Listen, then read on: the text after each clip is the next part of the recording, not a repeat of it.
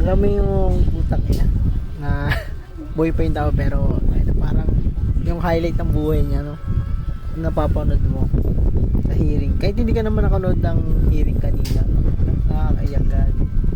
Kung yung magtatanong man sa akin kung sino yung pinaka-best president na naupo sa Pilipinas, ito si Duterte yung kukwento kong pinaka sa mga next generation na magtatanong sa akin. Siya.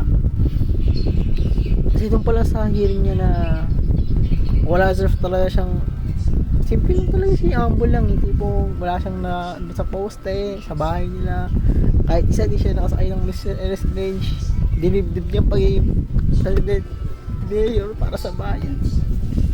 Yung palang puto so on drugs wala naman talagang problema dun eh,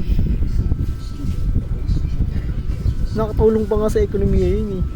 Takin na dami suko, pero ngayon takin na wala pa na suko kahit